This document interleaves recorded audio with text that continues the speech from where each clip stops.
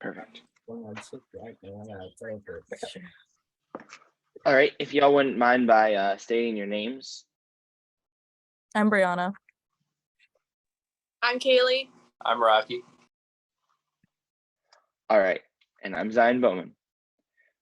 So here's how it goes. I had a 16-year-old cousin who died in a car crash because he was texting and driving. He did not have a license or a permit.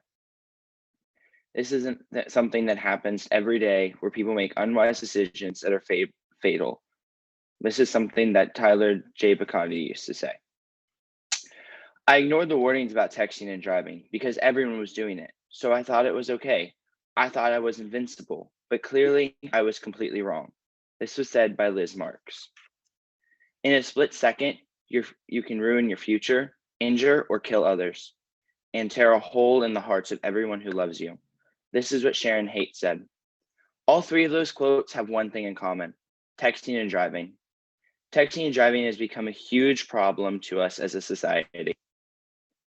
An article by Proceedings of Academy of Information and Management Science says this: texting while driving has become the new menace on the roads. The problem has become a major cause in highway accidents, injuries, especially among young drivers. Texting and driving has been a huge issue. Many laws have been put in place across the country to try and stop this happening, but people keep doing it. My name is Zion Bowman, and for the past 2 to 3 weeks, I've been doing research on the dangers of texting and driving and how bad it can be and how awful it can end up for you. Today, I'm going to be breaking this down into 4 sections: the hard truth about texting and driving, how it hinders our ability to drive, why it's so hard to stop texting and driving, and hands-free legal devices you can use in the state of Virginia. My goal today is to help you guys see why hands-free devices are the way to go. Now that we know how we're going to be breaking this down, let's start with the very beginning, the hard truth about texting and driving. Texting and driving has killed up to 400 people a year. This is an article that I found from Carsurance.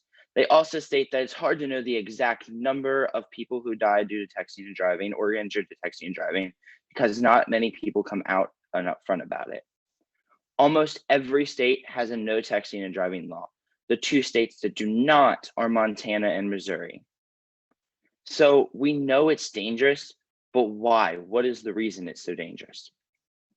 The reason texting and driving is so dangerous, it causes you not to pay attention to the roads. An online post by the American Journal of Criminal Justice says this: a large body of research finds that texting or driving impairs the ability of the driver to maintain attention, alertness, resulting in such things as lane drifts, missing lane changes, cues, traffic signals, and failure to process traffic signs and information. So let's dive in a little more to that. Lane drifts. As you're texting, you're looking down your phone, you're not paying attention. You can swerve over and cause yourself to overcorrect and flip over or run into somebody. Missing lane cues. Someone in front of you maybe think that they have the right of passage as they merge over, and you can get into a head-on collision or a side-on collision on the interstate. Traffic lights, your light is red, but you're not paying attention, so you run into somebody. Or missing signs as the construction signs for a road that you may know every day, but they're doing something different there. So why do we do it? Why do we still text and drive? Why is it so hard to stop? We have a huge urge to look at our phones, even if it's for a certain moment. Many people feel like it's rude not to answer a phone. They want to be nice and respond to a text or a notification. We also look at things as a matter of importance. We want to be nice, and it's really just a mindset we have. But is it the right mindset to have? I believe it's not. Now we know what's wrong with texting and driving. So how do we better equip ourselves in the car? To that, I answer, hands-free devices are the way to go. So there's 2 ways I wanted to break this section down: hands-free or just put it away. Hands-free devices, there's many different kinds you can use. For one, like I have right in here is a headphone. You can use that to drive. You may not have 2 in the state of Virginia in your ear, as that would impair more distracted driving, but you may have 1. And then you can use voice help. Most smartphones have the ability to go, hey, Google, or hey, I have an iPhone, so I'm not going to say her name at this moment. And it'll say, send a message to so-and-so. And it'll ask you, what do you want to say? And it will hear what you say. It will repeat the message back to you, and then you can say, send it. My advice is to send short, brief messages, not long ones, such as, hey, I'm driving, instead of, hey, I'm on the road right now, I'll get back to you. Another thing your phone has, every phone has a texting and driving ability to stop driving. You can turn that on and it'll send the person who's receiving a message on saying, hey, I'm driving. I will get back to you in a second. Another thing you can do is buy a phone holder to set up there so you can see a text message. You also could buy a Bluetooth radio for your car with a mic attachment, so you can use the same thing with the headphones, but without having anything in your ear. The other section you can do is just put it away. Simple stating is out of sight, out of mind. You can put it in your glove box, which is what my driving instructor said when I was first getting my permit, or you can put it in the center console.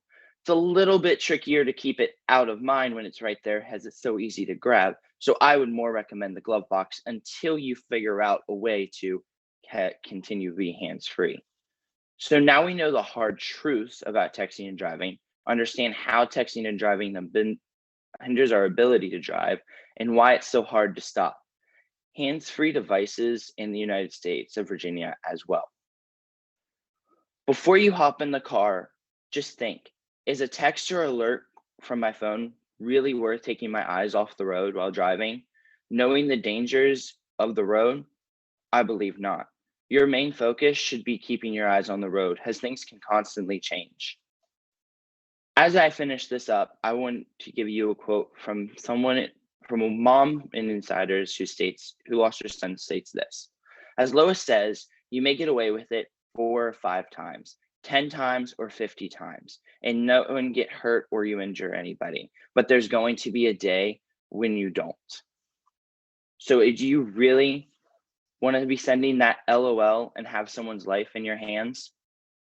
Thank you.